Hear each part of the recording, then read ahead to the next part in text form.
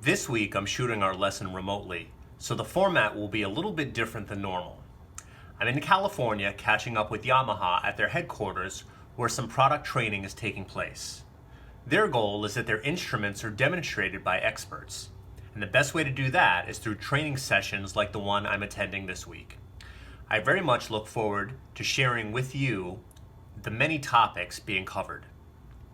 Today, we're going to have a bit of a conceptual micro lesson as you're getting your lesson this week from a hotel room.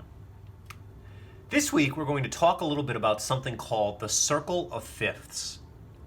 The circle of fifths is a diagram used by musicians for many reasons, some of which we'll talk about today. But be forewarned, this is just the tip of the iceberg. One advantage of knowing the circle of fifths is that it allows musicians to see the relationship between harmony. It also allows you to see which notes sound good with other notes, which chords sound good with other chords. Now, the phrase circle in the circle of fifths starts from the fact that it's on a circular diagram. Now, why the fifths? Well, let's look at this circle a bit more closely.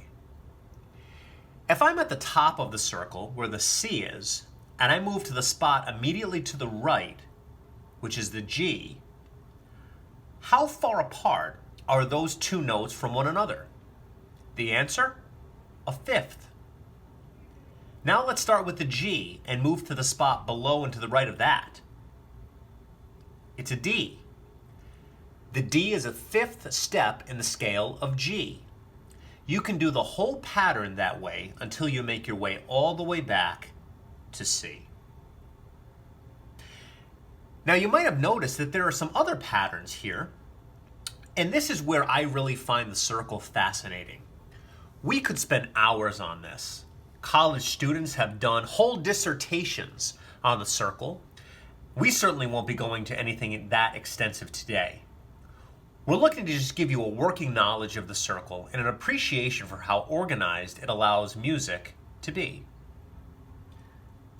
Okay, so we've spoken about the whole circle, and if you went around the circle counting the fifth spot in each scale, you filled in all of the spots around the circle and you've made it all the way back to C. Okay, now first of all, if you've counted, you've likely noticed that there are 12 spots, just like a clock. Now why? How many different tones are there in an octave of keys? You might reflexively say 8, but if you count the black keys and you don't count the same tone twice, you end up with 12. There are 7 white keys and 5 black keys. So we've established that. Now, if we treat this like a clock and we move from the 12 o'clock C position to the 6 o'clock F sharp position, you'll notice that for each tick that we make, a sharp is added to the scale. First, an F sharp is added next to the G because there's an F sharp in the G scale.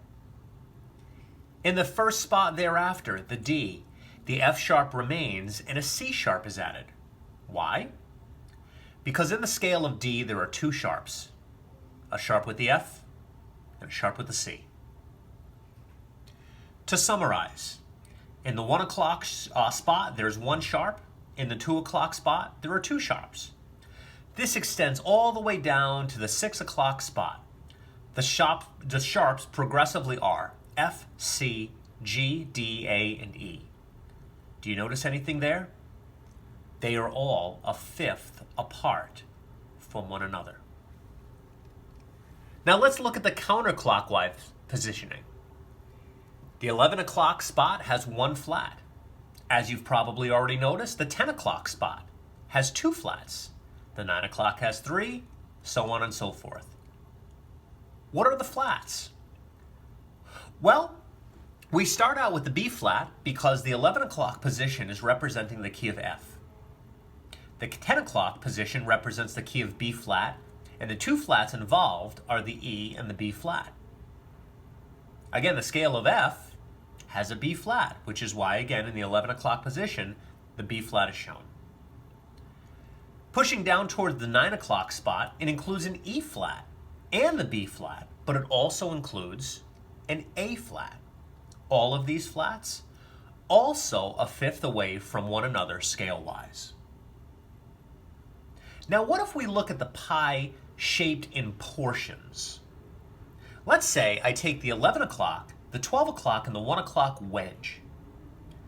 I now have a C in the middle, an F on one side, and a G on the other. What are the three most common chords played in a song in the key of C? You guessed it, C, F, and G. How about taking the 12 o'clock spot, the 11 o'clock, and the 10 o'clock? Well, that surrounds the middle section, which would be F, with a B flat on one side and the C on the other. Those three chords are what you're going to see most often in a song played in the key of F. Let's skip all the way down to A.